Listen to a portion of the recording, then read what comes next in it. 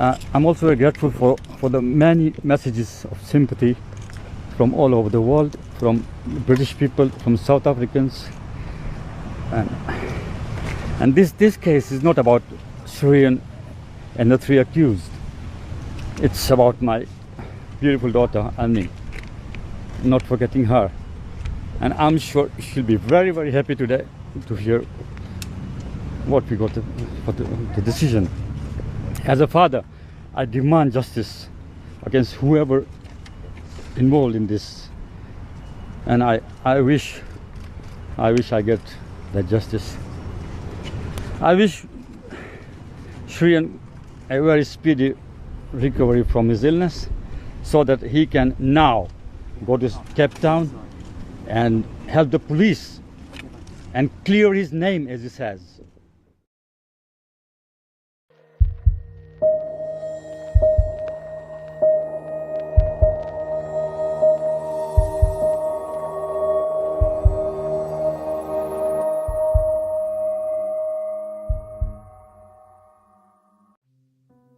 "28-year-old Annie Hindocha was born to Vinod and Neelam in Sweden.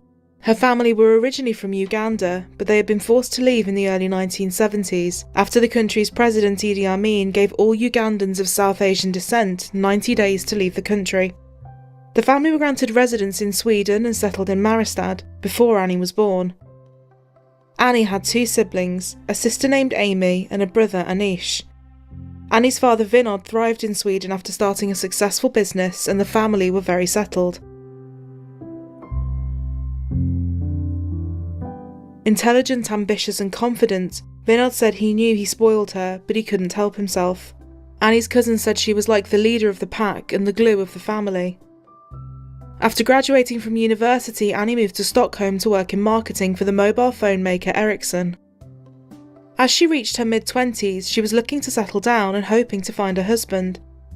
She adored her sister's children and was keen to start a family of her own. She regularly flew to London and would spend her time shopping, socialising and making contacts. It wouldn't be long before she met 30-year-old Shriyan Dewani from Bristol. He was well respected and successful, working in his family's nursing home business, and was already a millionaire before the age of 30. One of Annie's aunts had seen him around and thought the match between he and her niece would be perfect. She arranged for the pair to meet at a coffee shop. Annie's sister said that although Annie didn't seem to like him straight away, after the second date she had warmed to him. Shriyan had been engaged previously, but the wedding was called off due to what was described as petty family disagreements.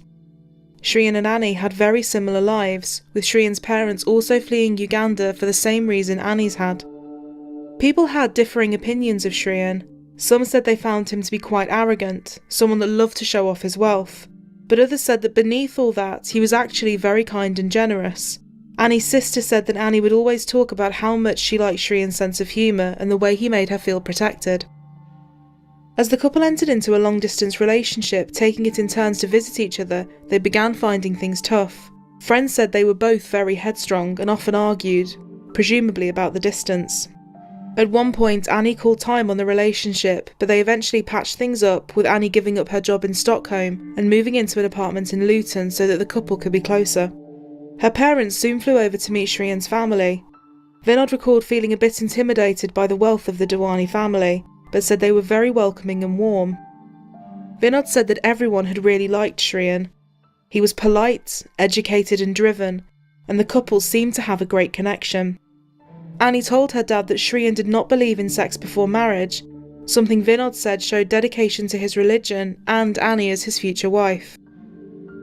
After the visit was over and both parents had approved of the couple and the families, Annie and Shriyan made plans to marry.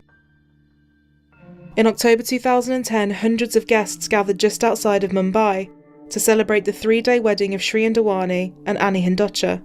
It was a truly exquisite event, and Annie had spent 3 months in India planning it. Vinod said that although his family were not wealthy like the Dewanis, he had been saving for his children's weddings since they were born, and wanted to give Annie everything she had dreamed of.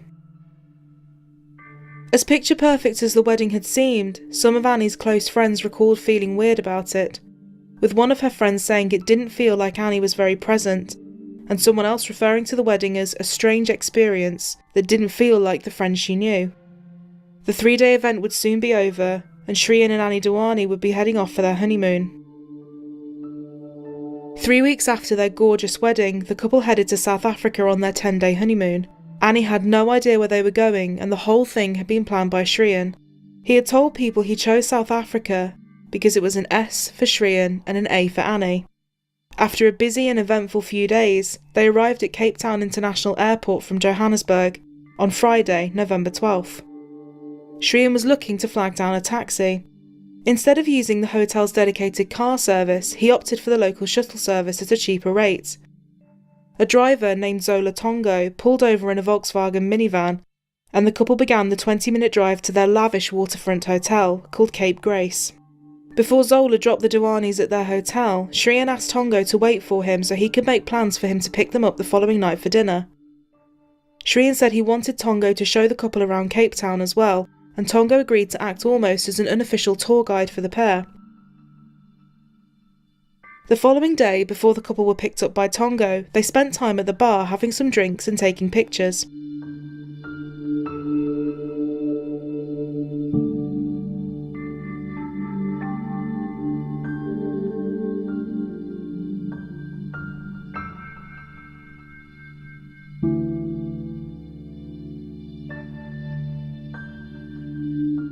Shriyan had reserved a table at 96 Winery Road, one of the most acclaimed restaurants in the area. Tongo picked the couple up at about 7:30 p.m.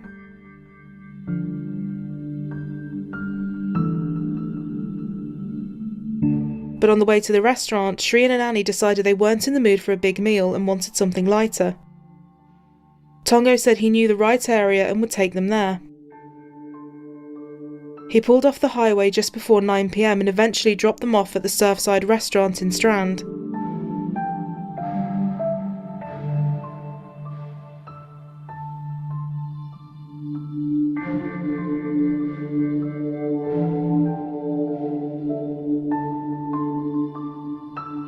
They stayed for only a short time before Tongo picked them up at around 10:30 p.m.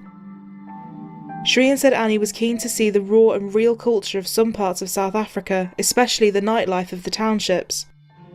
He said she insisted that Tongo drive around and show them what it was like. The three drove into the township of Guguletu. To this day, Guguletu has an extremely high crime rate, and people that live there say it's rare to ever leave your homes after dark, let alone have tourists that visit. Over 700 people were murdered in Guguletu between 2005 and 2010, which amounts to one murder every 2.5 days for 5 consecutive years. The police said they themselves wouldn't even travel into some of the townships without being in a big group. At 10:45, Tongo stopped the car at an intersection, and out of nowhere, 2 men rushed the vehicle and started banging on the windows holding guns. The men got into the car, eventually forcing Tongo out. They began driving around for almost an hour, with the couple holding each other in the back seat, terrified. They took Shriyan's watch and phone and Annie's jewellery. Eventually, the car stopped.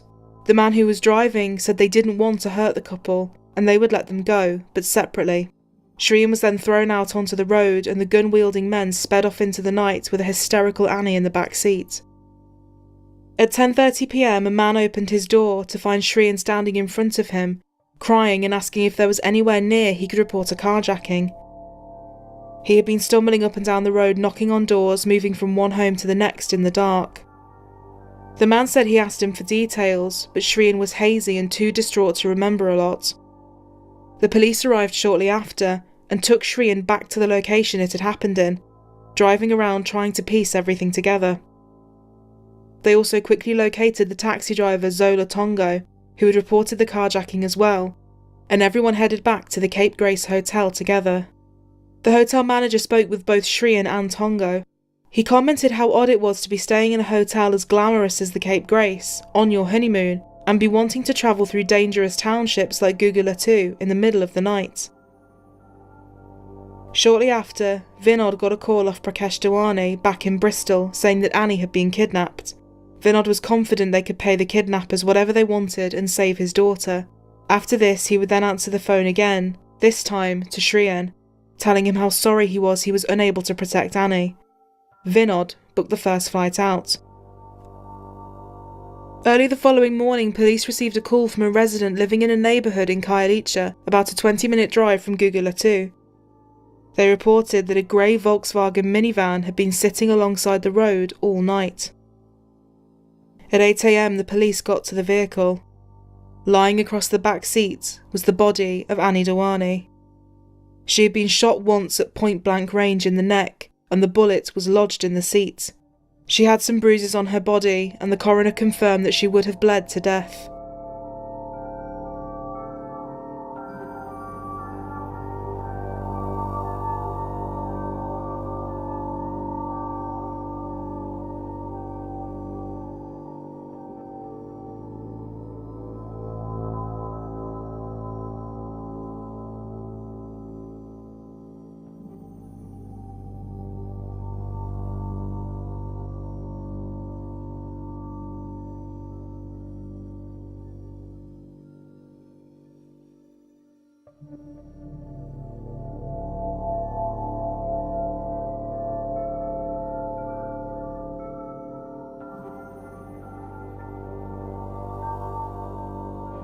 Tragically, her father would hear of this as he was boarding his connecting flight from Amsterdam.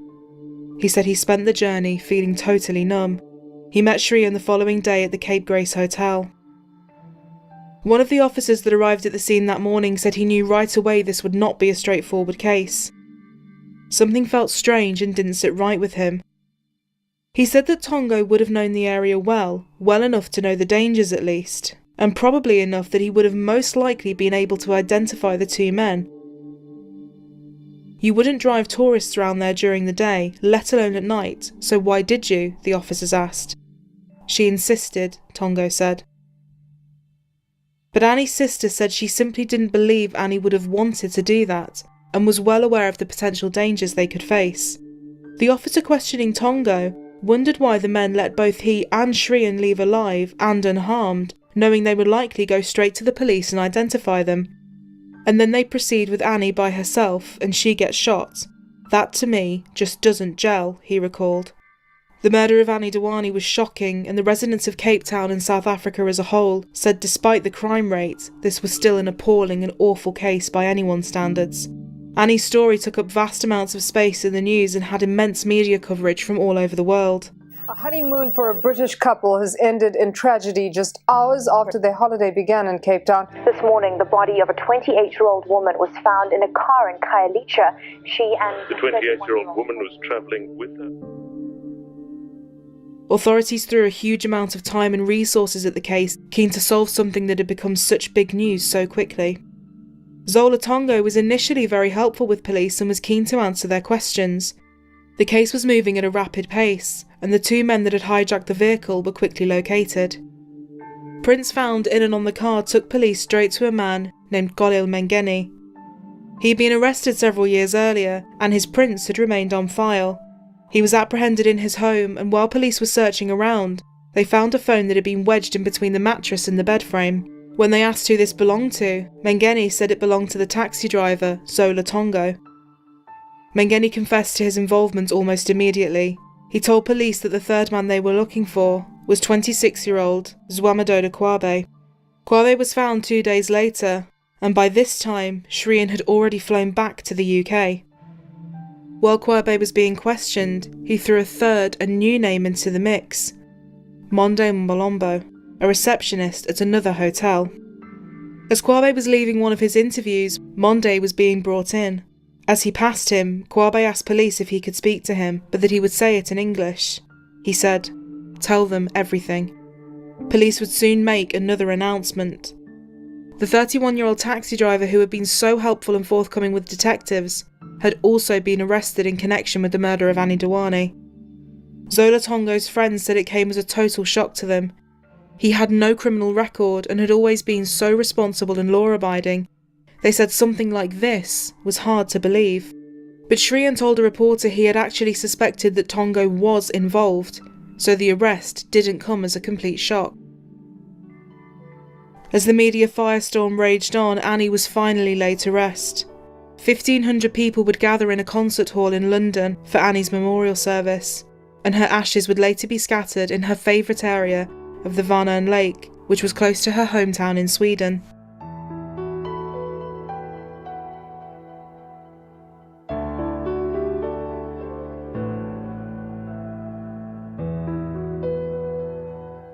The police's investigation continued, and to their surprise, Zola Tongo would make a claim so strong and startling that it would turn the investigation completely on its head. Tongo was escorted into Winburg Magistrates Court, his face hidden by a sheet.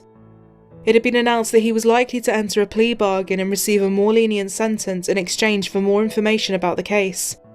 Tongo claimed that this was no random attack, and he wanted to tell the whole truth about what had really happened that night. He alleged that it had in fact been Annie's husband Shriyan that had orchestrated the entire crime and put together the plan to kill his new bride. He said that the day he picked Shriyan and Annie up from the airport, Shriyan hung back to talk to him while Annie went inside. According to the CCTV, Shriyan spent almost 10 minutes talking to Tongo in the car. What Shriyan allegedly said was that he wanted someone taken off the scene.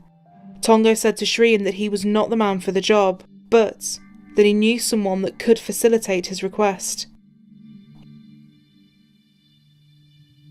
He said that Shriyan offered 15,000 rand, the equivalent of less than £1,000 at the time, to carry out the alleged hit. The police said that Tongo's claims appeared to be backed up by the copious amounts of CCTV footage, but others said that the CCTV backed up Shriyan's side of the story and version of events too. Tongo said that after he drove away, he headed to the hotel that Monde worked at. And it was here that Monde contacted Kwabe, and the plan was set in motion. Phone records showed Monde repeatedly trying to get hold of Kwabe and Tongo. The CCTV in the hotel Monde worked at had audio as well, and during one of the calls he said, "It's that thing we were talking about. It must happen today."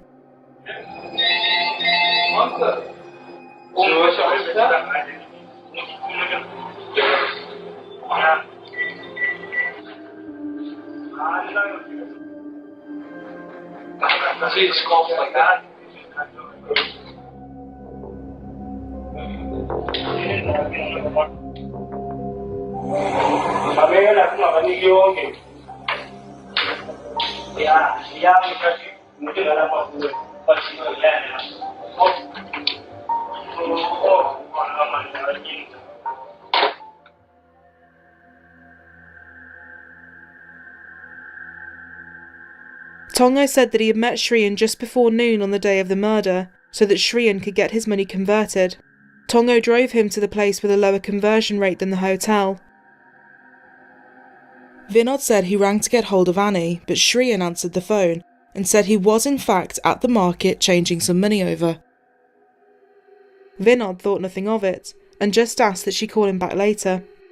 Tongo professed that Shriyan took him aside outside the Surfside restaurant on the night of the murder and wanted to know if he had arranged for the guys. Tongo confirmed that everything had been arranged. As they began to drive into Gugulatu, Tongo said that he and Shriyan exchanged several text messages. It was alleged that Shriyan had told him the cash was in an envelope in a pouch behind the front seat. Police said that the texts and calls between the pair were corroborated by cell phone data analysis, but because Shriyan's phone was never located, the contents of the messages will probably never be known. It was a media frenzy and nobody knew what to think. If this plea deal was to go ahead, it meant that Annie's family had to be consulted, and they were faced with a difficult and gut-wrenching decision. But her family all ultimately agreed for Tongo to accept it, and as confused and devastated as they were, they said they just wanted the truth about what had happened to Annie. The amount of public attention that Annie's case was getting was even more clear to see when the court cases started. The story was huge and getting more surreal by the day. Shriyan and his family vehemently denied all the claims, saying it was completely ridiculous and lacked any evidence at all. Shriyan's lawyers, two of the most powerful and successful in the country, said that it just seemed incomprehensible that he would have asked the first person he met in Cape Town to carry out a hit on his wife, and it just made no sense for the state to be suggesting it. They said the evidence didn't actually prove anything. A little over a month after Annie had been killed, Zola Tongo was jailed for 18 years after making a plea agreement. Monde and Kwabe soon followed suit. and would both start pointing the finger at Shri and Dewani too. Kwabe would also be offered a reduced sentence which he would accept in exchange for a guilty plea and his promise of a testimony against Shrian and any other criminal proceedings related to the crime. He was subsequently jailed for 25 years. Mengeni was not offered any kind of deal and he would later plead not guilty in court. Authorities said there was no point in offering him a plea deal because he couldn't have taken them any further with the case than anyone else involved. Mengeni had his trial pushed back as he underwent surgery for a brain tumour, but he was ultimately convicted and sentenced to life in prison. It is difficult to imagine the absolute terror and horror that she must have endured when she stared down the barrel of the gun. Although from a relatively poor background, did not commit this offence due to poverty or his dire socio-economic circumstances. This crime was perpetrated out of pure greed. It was very difficult to digest that. But at the same time, one glimpse of happiness was that he never said at any point that my daughter was abused. And that was something we really can live on. The full picture will only emerge when Shrian comes down to Cape Town. Lawyers for both Kwabe and Mengeni said their clients had been abused, even tortured by the police, because authorities were so pressured to solve such a high-profile case. The police denied all the allegations. Hotel receptionist Monde admitted to his involvement, but he was granted full immunity from prosecution in exchange for his promise of a truthful testimony against Shrian. Something which left many shocked, considering he had been the one to make the call to Kwabe and arrange the hit. Monde said, "I want to state it here that Mr. Dewani is lying. He knows everything from the beginning to the end." Shrian would soon find himself arrested in Bristol on suspicion of conspiring to murder Annie, and South African authorities were now fighting to extradite him. But despite what the men were saying, there still didn't appear to be any motive. People said he wouldn't have gained anything from Annie's death financially as there was no life insurance policy, and by all accounts there didn't appear to be any issues within the couple's relationship.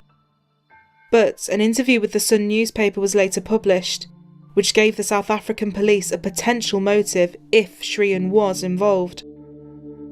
Anonymous emails have been sent to the Sun suggesting that Shrian was gay, and people alleged that he had been paying a male prostitute for sex. His name was Leopold Laser, and was known to his clients as the German Master. Leopold told the Sun that Shrian had confided in him that he was in a relationship that he needed to get out of. Shrian and his family had maintained that this was all nonsense, and said that he was blissfully happy with his new bride. "I just married the girl of my dreams," he said. "Why would I want to kill her?" But police began speculating that perhaps Annie had found out during the honeymoon that Shrian was keeping this potential secret about his sexuality, and this is what sparked the later events.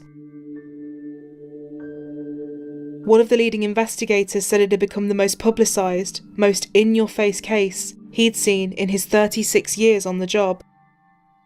Although Vinod fiercely fought back against anyone that suggested his son-in-law may have been involved, he later revealed that over time, things had begun to eat away at him more and more. "I have spoken with my son-in-law, and there are far more questions than answers," he said.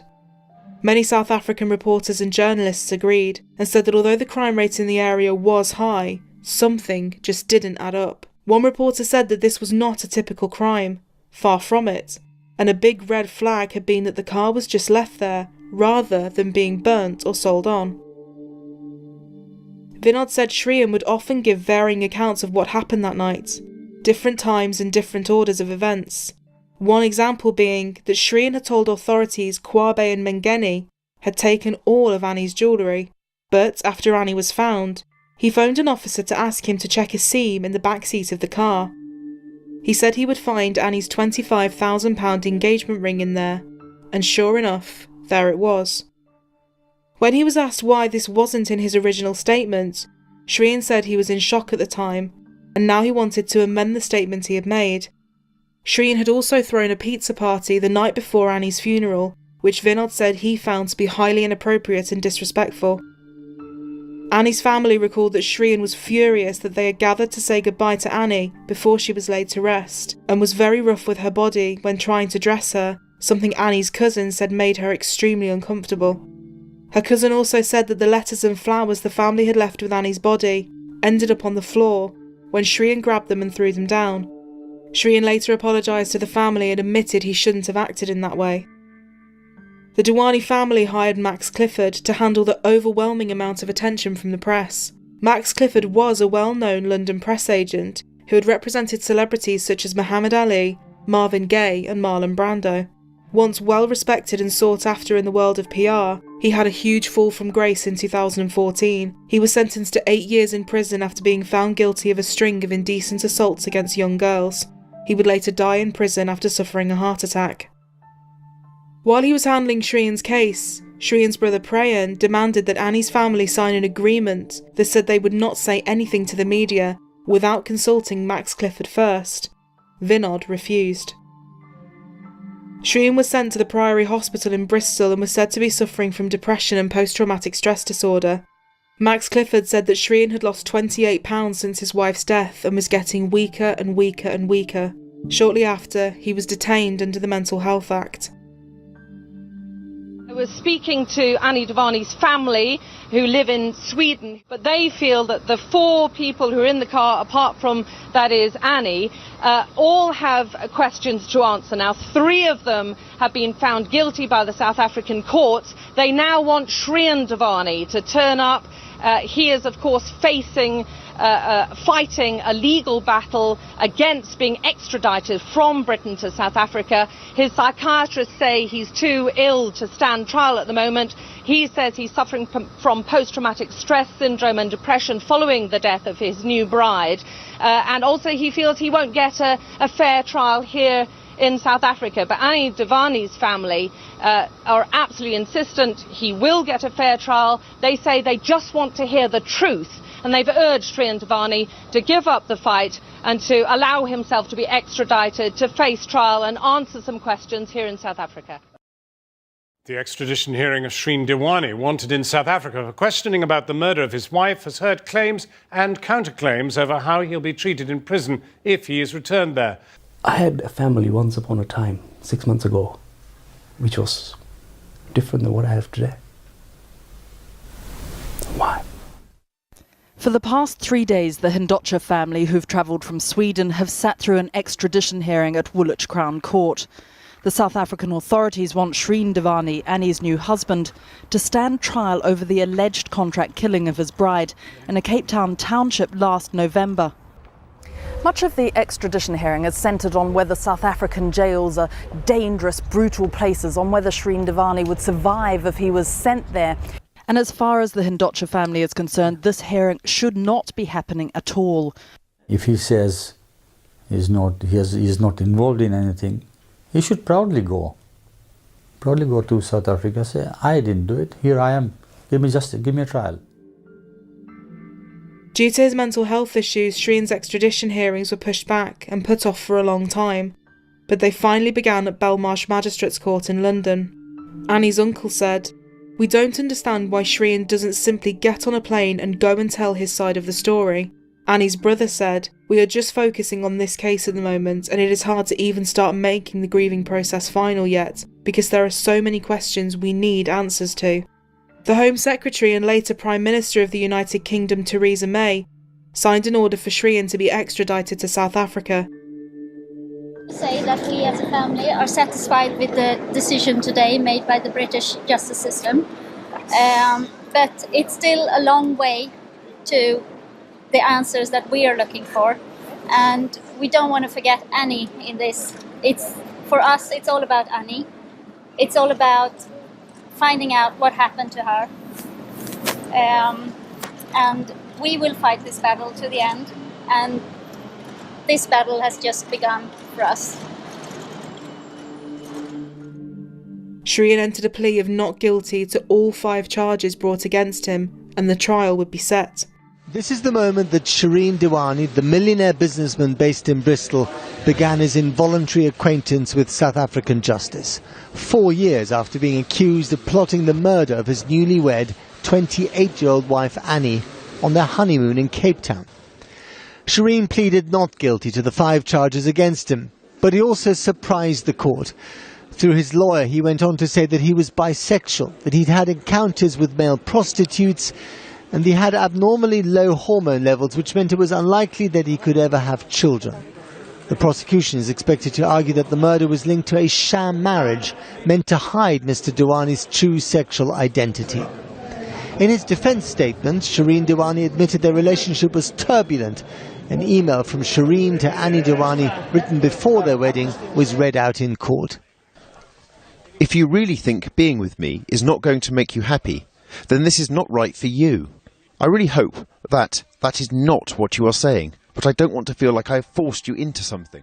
On the first day of his trial, the court heard more about his sexuality, and in a written statement read out by his lawyers, Shireen said that despite his previous denials, he was actually bisexual. Annie's family spoke of their disappointment of not knowing this about him, and said they were prepared to sue him for not being honest with them. A list of admissions released by the courts also showed that Shireen had been looking at gay porn and dating websites on the honeymoon, and just hours after Annie's body was found. The prosecution said that this, combined with the statements from the German master Leopold and several others, clearly showed that Shireen was conflicted and desperate to hide a big part of his life. They argued that this wasn't about his sexuality per se, rather it was about the conversations in which he had disclosed his desire to get out of the marriage. Dewani tried hard to fight back his tears but broke down in the dock as this footage was shown. His lawyer, Francois van Sale, says this show of affection contradicts the state's allegation that Dewani plotted his wife's murder. Hendrikse hit back, saying Dewani's intentions may seem what he calls nice to the naked eye. But he says Dewani withheld crucial information, including telephonic communication with shuttle driver Zola Tongo on that evening. He says this adds something sinister to Dewani's version. Judge Jeanette Traverso listened to both sides and ultimately ruled that the evidence about Shireen's sexuality was inadmissible. More witnesses came forward on behalf of the prosecution and said that Shireen and Annie's relationship, no matter how perfect it might have looked, was far from it. Annie's cousin recalled that Annie had spoken to her just after the wedding and expressed her worry about whether a big mistake had been made in marrying him. Annie sent numerous text messages to her cousins saying things like, "Hate him," and, fighting a lot with Shireen, told him "I'm going home, wish I had never got engaged." A particularly sad one read, "Crying has become my new hobby." Just one day into the honeymoon, Annie sent another message saying, "Really trying. He's a really good guy in all ways, but I don't feel happy with him at all." Others said any disagreements the pair had were totally normal and very trivial, and it's possible the stress of planning such a big wedding had left Annie tired and feeling more emotional. The state's star witness was Zola Tongo, and police and prosecution said that the entire case rested on his testimony. He was the only person that could testify to the alleged conspiracy, having been the only one to speak with Shireen. A lot of CCTV footage was shown to the court. One clip showed Tongo and Shireen talking in the hotel lobby, just a day after Annie was killed. One of the cleaners could be seen in the frame as well. Shireen talks to the cleaner for a second, and Tongo said that this conversation was Shireen asking him to give the person privacy.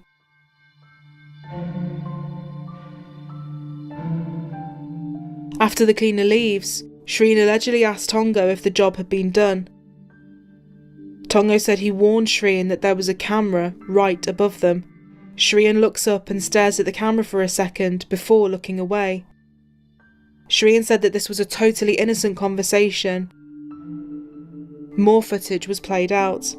It showed Shireen and Tongo meeting in the hotel again. Shireen, who had been sat with Vinod in one of the rooms, can be seen carrying some sort of white envelope or package. Tongo follows him to another room, away from Vinod and other guests, and then leaves with the same package. Shireen then returns empty-handed, and Tongo leaves the hotel and heads back to his car. The state said they believed this was the money that had been promised for the hit, but Shrian's lawyers said that the money was simply for his services as a driver. Some said this made total sense. Others questioned if this was the case, why did the exchange of money take place in a private area, off camera, and away from Annie's father? Taxi driver and convicted murderer Zola Tongo has branded Shireen Dewani as a liar. Tongo concluded his testimony against the British businessman in the Western Cape High Court today. He spent 7 days on the witness stand, 5 of them under grueling cross-examination. Shireen Dewani's version of events leading to the November 2010 murder of his wife Annie has been described as nonsense and lies. Tongo is the man who fingered him as the mastermind behind his wife's murder. Defence counsel Francois van Zyl today continued his barrage of questions. Tongo remained adamant that Dewani offered 15,000 rand to have his wife killed. The British businessman has denied all charges against him, including murder.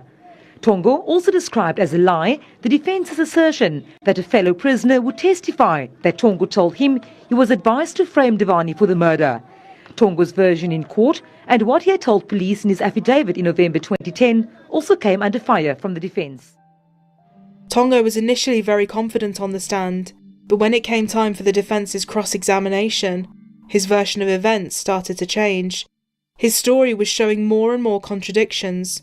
At one point he claimed the police must have added things into his statements without him knowing, which was why he was getting confused. Tongo, Monde and Kwabe were all found to have committed perjury when their testimonies showed differing versions, and they admitted to not telling the truth in parts of their affidavits. This threw everything about the already confusing case into question once more. One can understand a witness contradicting himself in certain regards, or maybe even not saying exactly what he said in his witness statement to the police initially. But if these differences are serious and are material, then it has a major impact on their reliability and credibility at the end of the day. And the judgment. The defence's case was getting stronger by the day, as the state's case and their star witness began to crumble. On the 23rd day of Shrian's trial, his lawyers requested that the judge throw out the case on the basis that they deemed it to be massively flawed. This was all before Shrian had even taken to the stand himself. 4 years after the murder of Annie Dewani, Judge Jeanette Traverso gave a statement. She came down hard on the prosecution and criticised their case against Shrian. She said that the statements of the key witnesses were full of contradictions, and ordered that Shrian Dewani be found not guilty. In my view, the evidence presented in this case falls far below this threshold. In the circumstances, I make the following order. The application in terms of Section 174 of the Criminal Procedure Act is granted. The accused is found not guilty on this charge, and Mr. Mlombo is not granted indemnity from prosecution. Court will adjourn.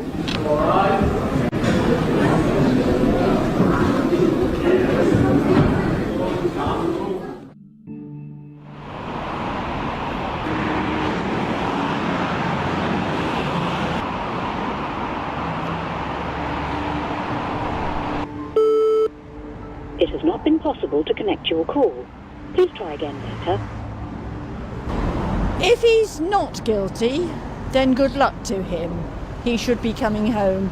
He should be allowed to come home. But if he has in any way in his mind, I was complicit in this, then he should stay there. What sort of welcome back will he get?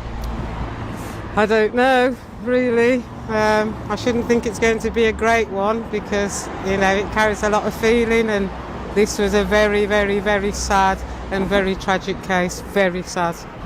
Well, it's going to be very tough for Annie's family, but he's been found innocent, so, you know, you have to go by what the law states, and I believe that, you know, if he's coming home, it's the right and proper thing. Shrian said, "It is the evidence of these proven liars that led to a witch hunt against me, and the resulting failure to pursue the truth of what happened that night."